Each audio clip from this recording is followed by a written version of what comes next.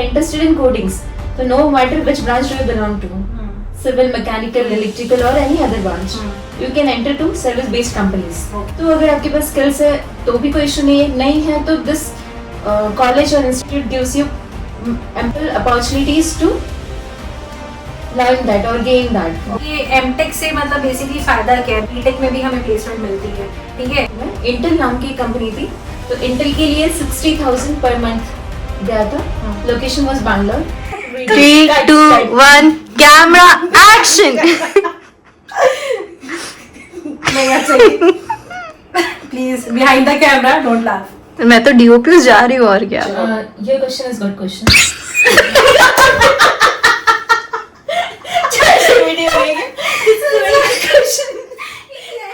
Hello everyone, welcome back to my YouTube channel. So this is my first ever podcast from NIT and we have our first guest that is none other than Leena Zalde. So Leena, how are you doing? कैसा लग रहा है मेरे channel पे पहली बार आके? I am feeling very glad क्योंकि ये चैनल को बहुत रीच मिल रहा है और this is my opportunity to be here and share my true opinions. So I would like to share everything uncensored and unfiltered. यार आप लोग ने बहुत सारे क्वेश्चन पूछते हो इंस्टाग्राम में कि मैम कैसे प्लेसमेंट होता है, कैसे एनआईटी पे जाते हैं, आफ्टर एनआईटी क्या लाइफ होती है. तो ये सारा जवाब मैं आज इस पॉडकास्ट में देने वाली हूँ. तो स्टे ट्यून, आपको जो भी आंसर चाहिए प्लीज वीडियो को एंड तक देखना. Okay, so let's start our podcast. So Leena, हम आपकी स्टार्टिंग जर्नी से जाते हैं कि आपकी जर्नी स्टार्ट कैसे हुई थी, आप एनआईटी में एंटर कैसे किए थे, क्या प्रोसीजर था. तो आप प्लीज मेरे दर्शकों को बताइए कि होल प्रोसीजर क्या क्या है यहाँ पर आने का. Yes, to begin with your masters I would like to tell कि यहाँ पे बहुत सारे डिफरेंट कोर्सेज चल रहे होते हैं. जैसे कि बीटेक है एनआईटी में, MTech, MCA, there are multiple gateways to enter and study. तो मैं जिस कोर्स में हूँ that is integrated power system. ये इलेक्ट्रिकल डिपार्टमेंट के अंदर आता है जिसके लिए मैंने गेट क्वालिफाई किया था. So basically, if you qualify your GATE with decent marks, you can get admitted to MTech course easily. अगर आप GATE qualify नहीं भी करते हो तो भी आप थोड़ा सा एक्स्ट्रा फीस पे करके स्पॉन्सर्ड कैंडिडेट के अंदर, खुद को सेल्फ स्पॉन्सर्ड कहते हैं उसे, उस टिप के अंदर भी आप एडमिशन ले सकते हो. If you clear GATE examination तो आपको फीस जो आप पे करो बेसिकली वो आपको वापस मिल जाती है as a form of the stipend. Okay. So आपको अपने पॉकेट से सेव करते हुए आप नेक्स्ट सेमेस्टर का फी खुद से पे कर सकते हो. अगर जैसे आप एमटेक की जर्नी स्टार्ट कर रहे हैं तो बहुत लोगों का क्वेश्चन रहता है मैम हमें प्लेसमेंट कैसे मिलेगी या उसके बाद कैसे हम प्लेसमेंट को क्रैक कर सकते हैं. तो उसमें आपका क्या ओपिनियन है? There are multiple gateways. या तो प्लेसमेंट्स के लिए जा सकते हो, जैसे कि हमारे इसमें ब्रांच में अभी तक बहुत सारी कंपनीज विजिट किए हैं. Philips, Bosch, Wabtec, Toshiba, Cummins, many more. और स्टाइपेंड की बात करें तो वो पहले internship, there are multiple 3 types of opportunities. First is internship opportunity and second one is internship plus PPO based opportunity. मतलब आप इंटर्नशिप ही कर रहे होंगे, आपका एमटेक कंप्लीट नहीं हुआ है, still the company would hand over you कि आप हमारी कंपनी के लिए सिलेक्टेड है. पीपीओ क्या होता है? ऑफर दे देंगे, प्री प्लेसमेंट ऑफर उसे कहते हैं. मतलब आपका एमटेक कोर्स कंप्लीट नहीं हुआ है but you have got the offer eventually even before completion of your internship और योर डिग्री. ठीक है. सो उसके अलावा भी एक रहता है कि आप एफटी के लिए, फुल टाइम एम्प्लॉयमेंट अपॉर्चुनिटी के लिए अप्लाई कर सकते हो. So there are multiple combinations की only internship plus PPO, internship plus FT और प्योरली एफटी. ऐसे डिफरेंट कैटेगरीज की आपको अपॉर्चुनिटीज मिल रही होती है जिसके लिए डेडिकेटेड टीपीसी सेल्स कंटिन्यूसली और बहुत रिगरसली काम कर रहे होते हैं. और वो मेक श्योर करते हैं कि each and every candidate is placed provided that you have necessary skills and knowledge. तो अगर आपके पास स्किल्स है तो भी कोई इशू नहीं है तो दिस कॉलेज और institute gives you ample opportunities to learn that और गेन दैट. अभी तक आप इलेक्ट्रिकल डिपार्टमेंट की है, इंटीग्रेटेड पावर सिस्टम. तो फिर इसमें कितने लोग अभी तक प्लेस हो चुके हैं? मिनिमम आपका स्टाइपेंड या फुल टाइम प्लेसमेंट या प्री प्लेसमेंट वो कहाँ से स्टार्ट होता है? ओके. तो जैसे कि आप गेट एग्जाम क्वालिफाई करके आएंगे तो मिनिमम स्टाइपेंड आपको MHRD की तरफ से पर मंथ 12,400 रुपीज का मिल रहा होता है। और उसके अलावा अगर आपको कोई और अपॉर्चुनिटी मिलती है तो आपको ये गेट का स्टाइपेंड ड्रॉप करके उस इंडस्ट्री को या ऑर्गेनाइजेशन को आप जो ज्वाइन करोगे उसके लिए आप एनरोल कर सकते हो और उसकी आप जो भी स्टाइपेंड मिलेगी आपको वो ले सकते हो। तो अभी तक मैक्सिमम जो गया हुआ है इंटर्नशिप अपॉर्चुनिटी में, इंटेल नाम की कंपनी थी, तो इंटेल के लिए 60,000 पर मंथ गया था। Location was Bangalore and then उसके बाद में वेबटेक है, it got 35,000 rupees per month का स्टाइपेंड। सिमिलरली कमेंस 37,500 एंड Toshiba 55,000 rupees per month. There are many other companies also, including Bajaj, which gives 20,000 rupees. KV Tech 25,000 per month. Similarly, many more. और उसके अलावा अगर आप चाहते हैं कि आप JRF में कन्वर्ट करवाएं, आपके इंस्टीट्यूट में बहुत सारे प्रोजेक्ट्स रन कर रहे होते हैं और आपकी गाइड्स किस बेसिस पे काम करवाना चाह रहे हैं, आप उन प्रोजेक्ट्स को भी ज्वाइन कर सकते हो एज एन JRF और उसके लिए आपको मिनिमम 37,500 रुपीज पे करना होता है और आपको ड्यूल डिग्री मिल जाती है, JRF भी मिल जाता है आपको और साथ में MTech भी कंप्लीट हो जाता है आपका। ओके तो ये MTech से मतलब बेसिकली फायदा क्या है? BTech में भी हमें प्लेसमेंट मिलती है, ठीक है। ऐसा क्या रहता है कि हमें मतलब MTech की तरफ जाना चाहिए या उससे कुछ ग्राफ जैसे प्लेसमेंट का जो स्टाइपेंड है वो ऊपर रहता है या नीचे रहता है, तो हम MTech ही क्यों करें? वहीं से हमको क्यों प्लेसमेंट चाहिए? MTech करने के बाद में आप एजुकेशन बेसिस पे बात करें, उसके अंदर एक्सपर्टीज आप हासिल कर लेते हो। मतलब BTech में आप रफली ऑलमोस्ट सारी चीजें पढ़ रहे होते हो।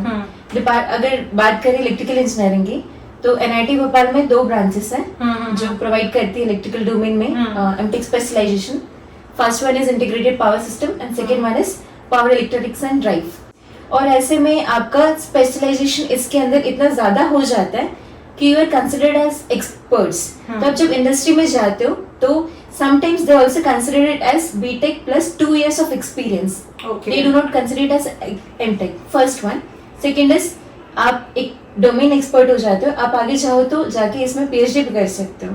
सो आपका जो एजुकेशन ग्राफ है वो आपको एक एक्सपर्ट डोमेन की तरफ ले जाता है, तो आपका जो नॉलेज डोमेन है वो इंक्रीजिंग रहता है, इट इज ऑलवेज इंक्रीजिंग।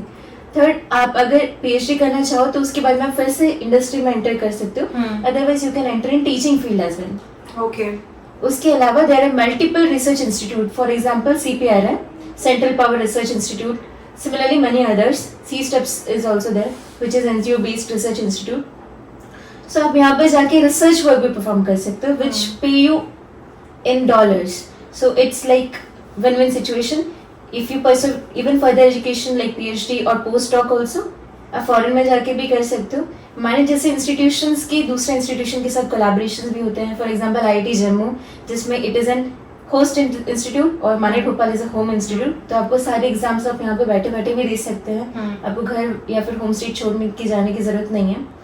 तो और या फिर फॉरेन यूनिवर्सिटीज़ के साथ में इसका कोलैबोरेशन रहता है स्टूडेंट एक्सचेंज प्रोग्राम के अंडर।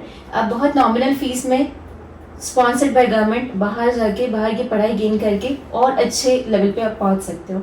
सो आपका future is very bright if you do your MTech। जैसे किसी का भी प्लेसमेंट हो रहा है तो जो प्लेसमेंट वाली कंपनी आती है वो प्रेफर करती है BTech को, क्योंकि अगर कम पैसे से हमारा पूरा अगर रन हो जा रहा है कंपनी, सो भाई BTech को ही ले लो, फ्रेशर्स को ही ले लो, हम MTech को क्यों ले, क्योंकि हमें उसको ज्यादा पैसा देना पड़ेगा। तो फिर इसमें अपना क्या POV दोगे?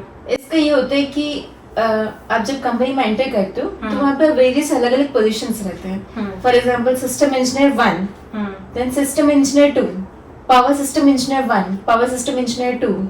सिमिलरली देयर आर अलग अलग डेजिग्नेशंस। तो आप किस रोल पे एंटर करते हो वो एक पे बैंड डिसाइडेड रहता है। अगर आपने, जैसे मैं कमेंट्स का बताती हूँ, मैंने कमेंट्स में 6 months का इंटर्नशिप किया हुआ था।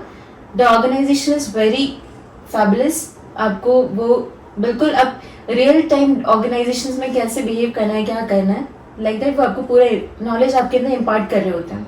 सो वहाँ पे BTech वालों को भी हायर करते हैं, MTech वालों को भी हायर करते हैं, बट BTech वालों को if they are paying some X amount तो MTech वालों को they will be paying X plus Y amount. It is increased amount and it is good difference between MTech and BTech because the requirement और the knowledge specification is increased. और MTech वाले because they are research oriented people, थोड़ा सा research work उसमें involve ज़्यादा होता है और न्यू चीज़ों पे ट्रेंडिंग टॉपिक्स पे वो लोग ज़्यादा मतलब झुके हुए रहते हैं, इंक्लाइंड रहते हैं।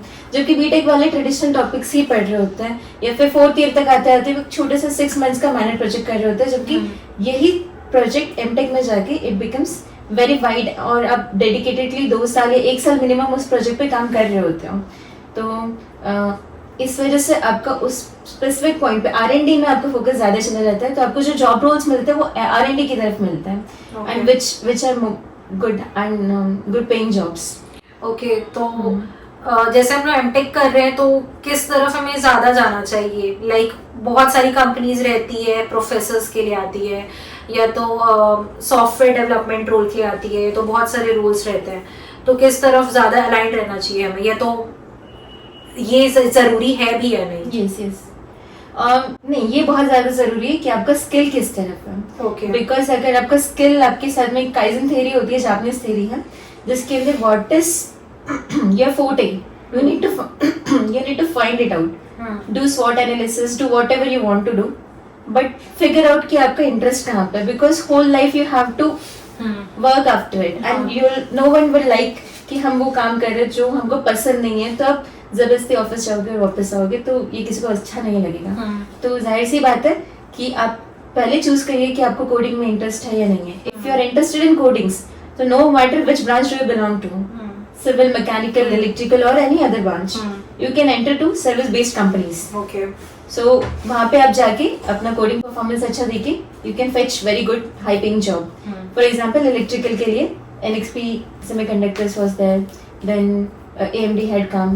ठीक है, so they are dream status companies. They do come, they do offer very high package and they are sought after companies. ठीक है, ओके, उसके अलावा अगर आपको लगता है कि आपका टेक्निकल कोडिंग स्किल्स आपको हॉर्न नहीं करना है या फिर यू थिंक कि आपने 4 साल सर्किट के साथ स्टडी किया है, you want to pursue further आपका जो भी जॉब करियर है उसी डायरेक्शन में, तो what you can do is you can basically look for such companies जो आपको डोमेन स्पेसिफिक काम देती है। For example, if I belong to electrical department, तो I would chase some companies, for example Philips, Bosch वगैरह, इनमें there embedded system कोई kind का कोर्स रहता है जो आपको विद टाइम एडवांसमेंट्स के साथ, टेक्नोलॉजिकल एडवांसमेंट्स के साथ में जो चीज़ें चल रही होती है वो plus your domain knowledge plus AI, ML, ये सब चीज़ों को कॉम्बिनेशन करके जो प्रोजेक्ट्स रहते हैं वो आपको मिलता है, जो आपको और अच्छी फ्यूचर बड़े बड़े वाइड अपॉर्चुनिटीज प्रोवाइड करते हैं। Leena, let's have a short coffee break, उसके बाद हम लोग कंटिन्यू करते हैं आप लोगों के साथ। आपके जो भी क्वेश्चंस है सब क्लियर होंगे, trust me. So will continue after a short break. बहुत लोग कंफ्यूज रहते हैं कि यार हम कौन सी कंपनी ले। बहुत लोग जैसे प्रोफेसर या टीचिंग लाइन में जाना चाहते हैं, कई लोग टेक्निकल में जाना चाहते हैं, जैसे कि हमें सॉफ्टवेयर में जाना है। तो भाई स्टूडेंट चॉइस कैसे करे कि हमें कौन सी तरफ जाना है, कि कौन सी बेस्ट है? या तो कई लोग ऐसे भी चॉइस कर लेते हैं, नहीं यार पैकेज यहाँ पर ज्यादा है तो हम यहाँ चले जाते हैं। तो भाई आप इसमें अपना POV बताओ कि क्या होना चाहिए आपके हिसाब से। Yes, this is a good question. What I believe is a good career is one with good amount of money, right skills at right time. So basically अगर आप अपने दोस्तों को पसंद करते हो कि एग्जाम्स की नाइट के पहले आप उनको पढ़ा रहे हो, आपका जेन्युइन इंटरेस्ट है उस सब्जेक्ट के अंदर कि आप वो किसी को बहुत ल्यूसिड वे में एक्सप्लेन कर सकते हो, तो you should obviously go to the teaching side. क्योंकि we would not obviously like कि हमें ऐसे प्रोफेसर्स पढ़ाए जिनके पास लाइफ में कुछ करने के लिए नहीं था और then they ended up landing in such teaching वाले जोन में। तो अगर वहाँ पे ऐसे लोग जाते हैं जिनका जेन्युइन इंटरेस्ट है, तो this overall field will become from this point two this point एक लेवल अलग हो जाएगा इंडियन इंजीनियरिंग सिनेरियोज का। और जो एमिनेंट इंस्टीट्यूट्स होते हैं जैसे NITs हो गया, IITs हो गया, अगर यहाँ से स्टूडेंट ऐसा इंटरेस्ट लेके वहां पे जाते पहुंचते हैं तो वो वंडर्स कर देंगे। ठीक है, उसके अलावा अगर आपका स्किल है कोडिंग की तरफ एंड प्रोवाइडेड दैट कि आपने वो पढ़ा हुआ है, आपको वहाँ पे इंटरेस्ट है, आपके पास वैसे लॉजिक्स है बिल्ड करने के और आपकी एज कम है, क्योंकि कंपनीज प्रेफर कि अगर आपकी एज कम है तो they have tendency to think this way कि fresh mind brings fresh ideas. So age के accordingly you can enter coding वाले जोन में also. And whereas if you belong to core branches, forever green branches जिसको कहते हैं, जैसे कि mechanical, civil और इलेक्ट्रिकल, इनके लिए देयर आर प्लेथरा ऑफ अपॉर्चुनिटीज कहीं पे भी जाने के लिए, whether they go in R&D department और सम गवर्नमेंट एग्जामिनेशन को क्रैक करते हैं या फिर कुछ और, तो they can pursue that way also, कि उनको वहाँ पे भी अच्छा स्कोप है. They can either go to traditional set of work और R&D department, research and development वाले जोन में. तो बहुत लोग का ये क्वेश्चन भी रहता है कि अगर हम आए मैम तो कौन सा ब्रांच लें, कौन सी मैनेट किस ब्रांच के लिए एक्चुअली फेमस है. कई लोगों को पता ही नहीं, कई लोग ऐसी रैंडमली ब्रांच चूज कर लेते हैं, फिर बाद में उनको पछतावा होता है कि अरे यार वो ब्रांच लेते तो शायद ज्यादा हमारा हो जाता. सो द थिंग इज कि आप वैसे तो जितने भी ब्रांचेस यहाँ पे चल रही है, they all are good. Not only सिर्फ बीटेक या फिर एमटेक जो चल रहा है वो, बट एमसीए और दूसरे जो एमसीए हो गया, एमएससी हो गया या एमबीए डिपार्टमेंट हो गया, they are also doing good यहाँ पे.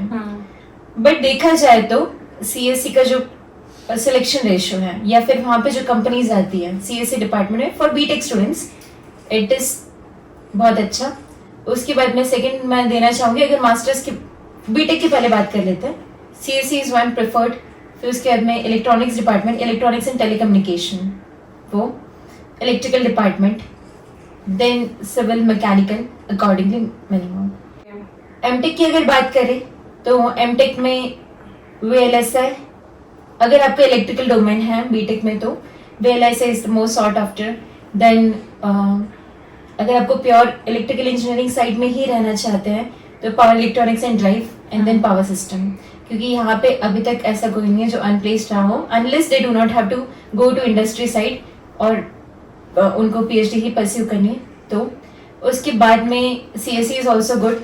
वहाँ की strength it's full and full, मतलब अगर 25 का इंटेक है तो ऑल ऑफ द जितने भी ब्रांचेस हैं, कंप्यूटर नेटवर्किंग हो गया, साइबर सिक्योरिटी हो गया या फिर जो भी है, उनकी कैपेसिटी पूरी फुल रही है और दे हैव रिकॉर्ड कि वो उनमें से ज्यादातर लोग प्लेस भी हो चुके हैं and at very good position. अभी रिसेंटली वर्चूसा की ड्राइव चल रही है and to have got shortlisted. Dell में लोगों का सिलेक्शन हो गया. It is also there very recent news which are coming up again and again, और there are plenty much of opportunities there in CSE. उसके बाद में you can get admitted to machine design, okay. ये सारी mechanical की branches आती है. Thermal machine design हो गए, automation, robotics and automation, these are something new and hybrid branches, जिसमें आप दूसरे ब्रांच के भी हो सकते हो, तो भी आप गेट ऐसी स्ट्रीम से क्वालिफाई करो कि वो अलाउ कर देते हैं हाइब्रिड ब्रांच में, इंटरडिसिप्लिनरी ब्रांचेस में आपको एडमिट करने के लिए. Smart manufacturing is also there. So जो न्यू ब्रांचेस हैं आप उनको भी एक ट्राई दे सकते हो और यहाँ पे एडमिशन ले सकते हो. अगर किसी स्टूडेंट को देखना है कंपनी का डेटा, तो वो कहाँ से चेक कर सकते हैं? अगर मैनेट की वेबसाइट अगर आप चेक करोगे तो कई बार उसमें नहीं दी रहती है डेटा. तो इसके अलावा क्या ऑप्शन है, आप कहाँ से चेक कर सकते हो कि कौन सी कंपनी आई थी, कितने लोग प्लेस हुए थे? मैनेट का एक ब्रोशर रहता है, you can find it on website. एक ट्रेनिंग एंड प्लेसमेंट सेल रहता है, उसके अंदर जो टॉप मोस्ट कंपनीज होती है जो हर साल कॉलेज को विजिट करती है, उनके बारे में दिया होता है. और आपको रियलिस्टिक डेटा चाहिए कि कौन से स्टूडेंट्स का किस जगह पे, गूगल पे, माइक्रोसॉफ्ट में या फिर एनएक्सपी सेमीकंडक्टर्स में, एएमडी में, न्यूटॉनिक्स में, यूटैनिक्स में, इनका कहाँ पे प्लेसमेंट हुआ है, कितने पैकेजेस में हुआ है, ये आप लिंक्डइन पे विजिट कर सकते हैं. लिंक्डइन में मैनेट का टीएमपी सेल नाम से एक डेडिकेटेड चैनल है, जहाँ पे जो भी अच्छी सॉर्ट आफ्टर कंपनीज में सिलेक्शन ले लेते हैं, उन लोगों का डेडिकेटेड कितने पैकेज पे सिलेक्शन हुआ है, किस टाइम पे हुआ है, कितने ड्यूरेशन के लिए हुआ है, किस फील्ड में, जैसे मैंने बताया था एफटीई या फिर इंटर्नशिप जिसमें भी हुआ है, उसके बारे में पूरी डिटेल्स आपको वहाँ पे मिल जाएगी. आप लिंक पे मेंशन कर दीजिएगा. अगर हम देखें तो बहुत लोग की ये भी मिथ रहती है कि मैम गर्ल्स को तो ऐसी मिल जाती है कंपनी. अगर आप कंपेयर करेंगे बॉयज में, गर्ल्स के में भाई रहता भी नहीं है कुछ स्किल्स, लेकिन उनको जल्दी मिल जाती है. तो फिर आप इसमें क्या अपना पॉइंट रखना चाहोगे? ये this is actually myth, because industry do not see whether you are wearing a girl's skin or boy's skin. They look for targets, project based उनका काम चलता है. आप उनको प्रोजेक्ट करके दोगे तो you will be part of organization, otherwise they will fire you. So it is hire or fire zone completely. If you own the skill, you own the company. You own the Okay. Money, ठीक है।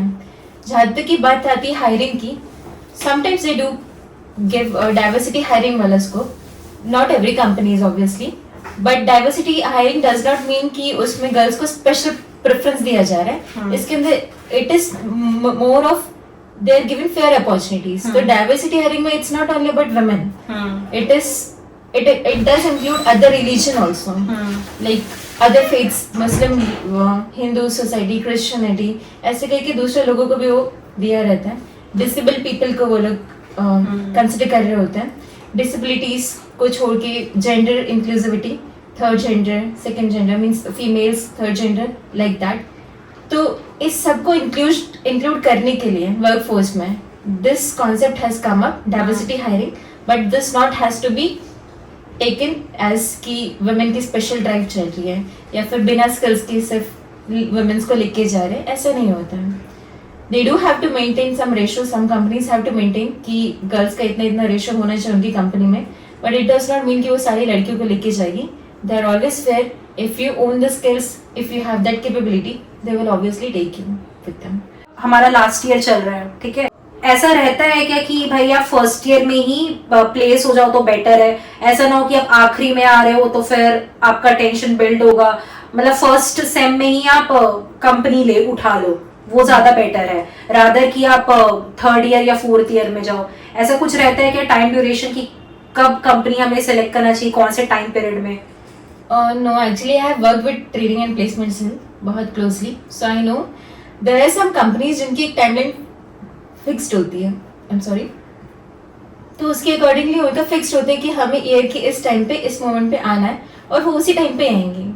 So no matter what, अगर आप कोशिश करोगे कि मुझे जल्दी place हो जाना चाहिए, क्या पता आपकी वो बेस्ट कंपनी बाद में आने वाली हो जिसके लिए आपको अब बहुत टाइम से सोच रहे हो कि मुझे यहाँ पे जाना है, मुझे इस कंपनी में काम करना है। तो आपको कभी कभी पेशेंस के साथ में भी काम करना होता है। जैसे एडमिशन लेंगे तुरंत आपका तुरंत प्लेसमेंट नहीं होना है within 6 months obviously, you need to have some MTech वाला नॉलेज, तभी आपको उस बेसिस पे ही कंपनी आपको लेके जाएगी। So initial first year, first semester at least I would suggest कि लोग अपने एकेडमिक्स पे ध्यान दें, अपने एक पॉइंटर मेंटेन करके रखें। This will allow you to get eligible, क्योंकि मोस्ट ऑफ द कंपनीज का रहता है कि उनको 7.5 या 8 के ऊपर सीजीपी चाहिए होता है with no backlogs, active backlogs, और sometimes no old backlogs also. So आप अपना मेंटेन करके रखिए फर्स्ट सेमेस्टर में। सेकंड सेमेस्टर और थर्ड सेमेस्टर में you can start looking for internship opportunities, and last semester should be completely dedicated to FTE opportunities, because उसके बाद में आपका internship obviously end होने वाला है। So अगर आपको internship नहीं मिल रही है तो आप FTE देख सकते हैं, या फिर आप ऐसी internship opportunities देख सकते हैं जो आपको performance based FTE कन्वर्ट करने के लिए रेडी हो रही हो, तो that would be a good। जैसे मैं अगर नॉर्थ साइड की हूँ तो मुझे शायद ही साउथ साइड जाने का मन हो, बिकॉज थोड़ा लैंग्वेज बैरियर के कारण, या तो उतना नहीं, तो मतलब किस तरीके से कंपनी मुझे सेलेक्ट करनी चाहिए? जैसे अगर मैं नॉर्थ साइड की हूँ तो मेरे लिए कौन कौन सी लोकेशन बेस्ट होगी? यस, एक्चुअली जब आप घर से एमटेक करने के लिए, बीटेक करने के लिए निकलते हैं, तो हमें तभी माइंड में एक बार पता होना चाहिए कि this is the maybe last time that we are staying at home, और इसके बाद में हम जो जाएंगे तो we are going to build our future. तो जब हम कहीं बाहर निकल रहे हैं तो we should always have a coming back वाला path with us, that path should not be too long to go, ठीक है? तो इट्स लाइक कि अगर आप ऐसे स्टेट से बिलोंग करते हो जो नॉर्दर्न साइड में है, तो यू शुड प्रेफर कि आप अपने पास वाले लोकेशन, दिल्ली हो गया, नोएडा हो गया, यहाँ पे आप दे सकते हो। और ऐसा नहीं है कि कंपनी सिर्फ इन 4 लोकेशन के लिए या 5 लोकेशंस के लिए आती है, नोएडा, गुड़गांव, पुणे, हैदराबाद, बैंगलोर, इनके अलावा भी कंपनीज आती है। फॉर एग्जांपल बहुत अच्छी अच्छी कंपनीज के लोकेशंस वडोदरा, अहमदाबाद, इलाहाबाद, इंदौर, भोपाल, इन लोकेशंस पे भी है।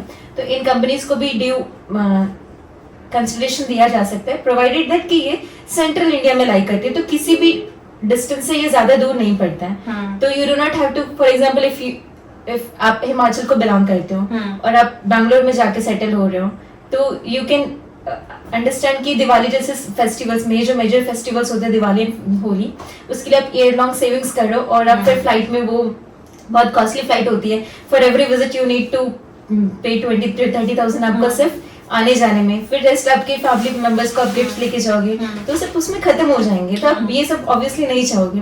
अगर कोई इमरजेंसी सिचुएशन है तो ये पार्ट शुड बी थोड़ा क्लोज इनफ कि आप कभी भी अपने पेरेंट्स को विजिट कर पा रहे हो और अपना काम अच्छे से कर पा रहे हो।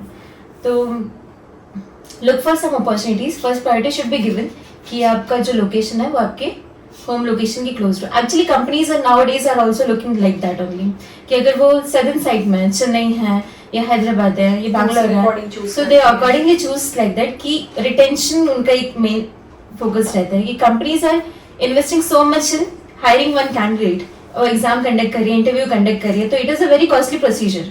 तो उनके लिए आप एक असेट हो, they do not want you to become a liability. तो वो चाहेंगे कि आप कितने टाइम तक वो कंपनी को सर्व करोगे, कितने टाइम तक उस कंपनी में रह रहे हो, तो आपको पकड़ के रखना चाहेगी। बट अगर आप हो, अगर आप हिमाचल से हो और आप बैंगलोर में काम कर रहे हो, as soon as you get good opportunity, better opportunity in Noida, why would not you try to fetch that opportunity? You will always leave the company. Okay, so अगर आप कंपनी के लिए भी this is advantages situation to fetch students from local areas. Candidates के लिए भी ये है कि घर के पास में कौन सा, that should be. Okay, so since my friend is from electrical department, तो मैं पूछना चाहूंगी वहाँ पर स्टाइपेंड का क्या क्राइटेरिया है? वहाँ पे ऐसा तो नहीं बहुत मशक्कत करनी पड़ती है कि भाई दे दो हमें स्टाइपेंड, भीख तो नहीं मांगनी रहती है? क्या प्रोसीजर क्या रहता है स्टाइपेंड का? नहीं, भीख वाला कोई सीन नहीं है। स्टाइपेंड का is like this is your right because you have cleared that examination and the government MHRD has entitled you to give that sum of 12,400 rupees per month, which means कि per day it comes approximately 400 rupees का। उसके लिए आपको specific कुछ duties करनी होती है। It is sometimes mandatory, sometimes not, depending on guide also कि आपके पास extra responsibilities तो नहीं है। तो आपको कुछ bare minimum lab duties करनी होती है, आपको experiments छोटे, मतलब बीटेक के जो स्टूडेंट्स होते हैं उनको आपको एक्सप्लेन करने होते हैं एक्सपेरिमेंट्स, या फिर कुछ कॉपीज चेक करनी होती है, उनके अटेंडेंस वगैरह। ये बेसिक रिस्पॉन्सिबिलिटीज होती है एड करने की। This is like teaching and responsibilities you are taking, so ये आपको परफॉर्म करनी होती है। तो अगर आप ये नहीं करते तो there might be some issues, but इसके लिए आपको हर रोज कॉलेज में आना होता है। तो there is some punch out वाला मैकेनिज्म, तो वो टाइमली करना होता है। तो you need to make sure कि आप 8 hours to 9 hours कॉलेज में स्पेंड कर रहे हो। तो उसमें से half time is dedicated, first half और सेकेंड हाफ आपकी ड्यूटी होती है जिसमें आप 2.5 hours अप्रॉक्सीमेटली आप अपना टीए ड्यूटी परफॉर्म कर रहे हो। रिमेनिंग हाफ टाइम आप अपना रिसर्च में दे रहे होते हो।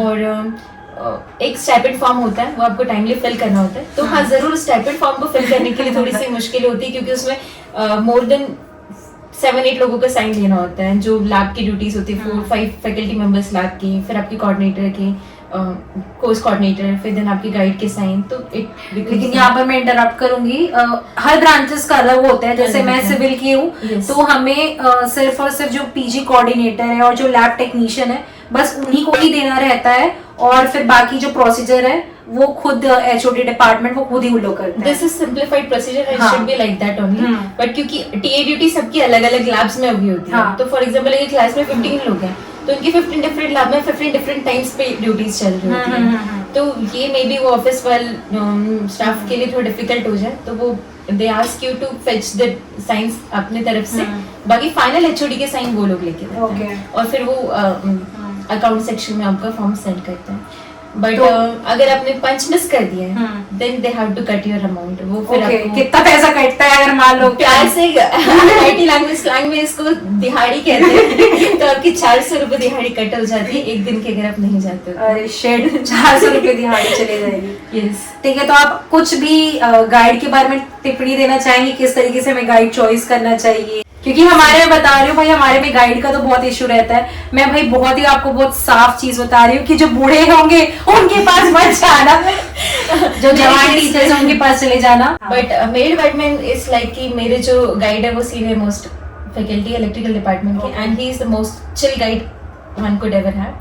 तो मेरे गाइड है एनपी पाटीदार सर, और उनका काफी एक्सपीरियंस हो चुका है, ही is the most senior most मतलब फैकल्टी अभी तक है। तो कुछ फैकल्टीज जो पढ़ रहे हैं अभी, मतलब जो प्रोफेसर बन चुके हैं, वो उनके स्टूडेंट रह चुके हैं, ओह, इतने पुराने हैं, अरे ठीक है, बाप रे। मतलब कुछ साल वो रिटायर हो जाएंगे, तो ये पॉडकास्ट कभी देखेंगे। द थिंग इज कि आपको टीचर्स को जानने का मौका मिलता है जब आप फर्स्ट सेमेस्टर में और सेकंड सेमेस्टर में होते हैं। आपको अपने टॉपिक्स के बारे में जानने का भी मौका मिलता है, because there is a thing called seminar. तो आपको अपने सेमिनार्स के लिए प्रिपेयर करना होता है। तो जो सेमिनार होते हैं मोस्टली आपको ऐसा बताया जाएगा कि आप सेमिनार का टॉपिक ऐसा लो जिस पे आप आगे जाके नेक्स्ट ईयर प्रोजेक्ट उस पर कर पाओ। तो for example if you take cyber security in power system और you take ML in power system, तो आप उसको आगे कैसे लेके जाओगे। तो it should be like student और गाइड वाला एक रिलेशन रहता है इसके अंदर। For example there are different various schools running around in this electrical वाला फील्ड। तो हर गाइड का अपना एक टीचिंग मेथोडोलॉजी रहता है, उसका रिसर्च मेथोडोलॉजी भी अलग रहता है। तो आपको वो रिसर्च मेथोडोलॉजी किस टीचर का किस वे में कैसे अच्छा लग रहा है, आपको अकॉर्डिंगली चूज करना चाहिए। For example there would be professor जो प्रोजेक्ट बेस्ड काम कर रहे होते हैं, तो उनके पास में रिसर्च इंस्टीट्यूट्स के या गवर्नमेंट्स के बहुत सारे प्रोजेक्ट्स आ रहे होते हैं और इंटरनेशनल लेवल के प्रोजेक्ट्स आ रहे होते हैं। हमारे फैकल्टी इसमें भी है कंसल्टेंसी वाला हम कह सकते हैं। तो डॉक्टर प्रियंका पारीवाल मैम है या फिर मुकेश किरार सर है, तो ये जो प्रोफेसर्स है इनका ये डेडिकेटेड ये काम कर रहे होते हैं। इनके अंडर आप जाएंगे तो फिर आप ये कर सकते हैं कि आपका जो प्रोजेक्ट वर्क बेस्ड रहेगा वो आपको बहुत प्रैक्टिकल इंसाइट्स आप में इम्पार्ट करेगा। तो उससे आप आगे जाके JRF और SRF में भी कर सकते हो, या आपको PhD में हेल्पफुल रहेगा। और इनके JRF कन्वर्ट करने के बाद में जो आपको 12,400 रुपये स्टाइपेंड मिलता है, it is increase up to 37,500 rupees plus HRA अलग से, और इट्स लाइक ऑलमोस्ट PhD वाला वर्क। और इसके साथ में ये होता है कि आप अपना घर छोड़ के भी नहीं जा रहे हो, घर से बैठे बैठे सेम इंस्टीट्यूट से उतना अर्न करने की कैपेबिलिटी रख लेते हैं। देखो बहुत लोग ये भी करते हैं कि भाई हमें कंपनी में नहीं जाना है, अपन को गवर्नमेंट जॉब प्रिपेयर करना है। जैसे कि मैं खुद कोर ब्रांच की हूँ, तो मेरा यही सीन है कि भाई मेरा फर्स्ट प्रेफरेंस कंपनी रहेगा, मेरा फर्स्ट प्रेफरेंस गवर्नमेंट रहेगा। तो बहुत लोग ये करते हैं कि हम सेकेंड ईयर में पढ़ना स्टार्ट करते हैं और फर्स्ट ईयर पूरा लोग पढ़ाई कर लेते हैं, जैसे पूरा जो भी एकेडमिक वाला है वो कर लेते हैं, और सेकेंड ईयर से हम लोग गवर्नमेंट की प्रिपरेशन करना स्टार्ट करते हैं। तो तुम्हारा क्या POV है कि फर्स्ट में स्टार्ट करना चाहिए कि फर्स्ट ज्यादा तुम्हारे लिए इजी है, या सेकेंड ईयर वो ज्यादा इजी है? सेकेंड ईयर अच्छा, okay. See if you are inclined towards your government sector वाला जॉब, तो इसके लिए आप बीटेक में कुछ टाइम तक प्रिपेयर्ड रहते हो। आपको ऐसा लगता है कि अगर आपने बीटेक में सफिशिएंट टाइम नहीं दे पाया है और आप फिर एमटेक में आ चुके हैं, तो no matter if you are studying towards technical studies और नॉन टेक्निकल सेक्टर, मतलब काफी लोग UPSC या फिर state services, non technical services, इसके लिए इंक्लाइंड रहते हैं। तो वो उसके लिए भी फर्स्ट ईयर से ही पढ़ना शुरू कर सकते हैं, क्योंकि आपको एमटेक का कोर्स इतना ओवर पावरिंग नहीं है या फिर इतना टाइम टेकिंग डिमांडिंग नहीं है फर्स्ट सेमेस्टर में या सेकंड सेमेस्टर में भी। इट इज इतना कि जितना आप बेयर कर सकते हो, उसके साथ में आप अपना एक्स्ट्रा करिकुलर एक्टिविटी, अपना पैशन वगैरह ये सब भी फॉलो कर सकते हो।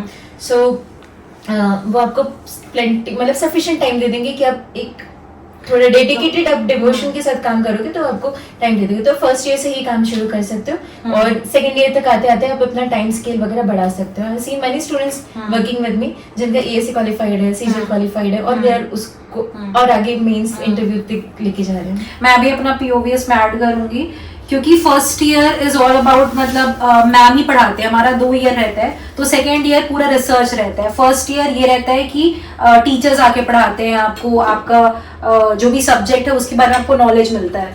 तो उसमें हमें ज़्यादा टेंशन लेने की जरूरत नहीं रहती, क्योंकि सारा जो काम है फैकल्टीज करते हैं। लेकिन second year is all about us, क्योंकि हमें ही पूरा रिसर्च करना है, हमें ही पूरा डेटा वगैरह कलेक्ट करके बनाना रहता है।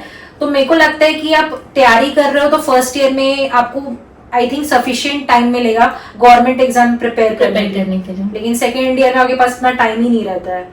सेकेंड ईयर में डिपेंड करते हैं कि आप किस तरह का काम कर रहे हैं, आपकी गाइड भी कैसे है। या एग्जैक्टली, गाइड के ऊपर। फॉर एग्जांपल बहुत ज्यादा अगर न्यू टेक्नोलॉजीज पे काम कर रहे हैं, एडिटिव मैन्युफैक्चरिंग या फिर ऐसा कुछ स्किल्स, तो उसके अंदर आपका जो सॉफ्टवेयर बेस्ड काम हो जाता है वो आपका थोड़ा ईज में भी लेके जाता है, तो आप टाइम को डिस्ट्रीब्यूट कर सकते हो, फ्रैक्शनलाइज कर सकते हो।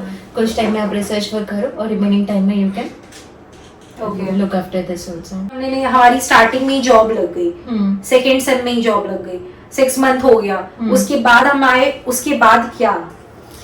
मेरी सेकेंड सेम के इनिशियल में ही मुझे ये इंटर्नशिप अपॉर्चुनिटी मिली थी। Actually it was internship plus PPO, ठीक है।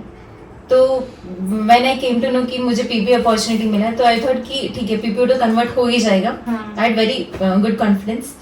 फिर जैसे कंपनी में एंट्री किया, company was very good, it gives you good point actually to add on to your resume, ठीक है। और अपने लिंक्डइन में ऑब्वियसली ऐड कर सकते हो, आपका नेटवर्क बहुत बड़ा हो जाता है, ठीक है। तो सबसे अच्छी अपॉर्चुनिटी आपको आपके पास ये रहती है कि you get a very good network, ठीक है। तो आप आगे जाके it becomes easy for you to apply for some other companies also. वहां पे जाने के बाद मैं रियलाइज कि no, it's not like that कि आपको वो इंटर्नशिप अपॉर्चुनिटी मिली है, it is going to get converted to PPO 100%, ऐसा नहीं है। There are many other factors playing into role, जैसे कि कंपनी कैसे परफॉर्म कर रही है, आपकी बिजनेस यूनिट में रिक्वायरमेंट वैकेंसीज है या नहीं है, या फिर आपका परफॉर्मेंस आपसे बेटर कोई परफॉर्मर है या नहीं है, if what you are chasing are you able to find that in that company, if what the company wants are you able to bring it to the table। मतलब आपके पास skill, ऐसा नहीं कि you are devoid of any skill, but आपको वहां पे जाने के बाद पता भी चल सकता है। तो it is very good thing actually कि आपको आप परमानेंटली किसी कंपनी में लैंड अप होने से पहले आपको एक प्रीव्यू मिल जाता है कि what this company is about, and company का भी आपके बारे में मिल जाता है। तो आप एक दूसरे को सुटेबल फाइंड कर रहे हो कि नहीं कर रहे हो, इस बेसिस पे आपको पीपीओ एक्चुअली डिसाइड होता है। Okay, so what happened with me, I did not got PPO in Cummins. There are 3 kinds of options actually.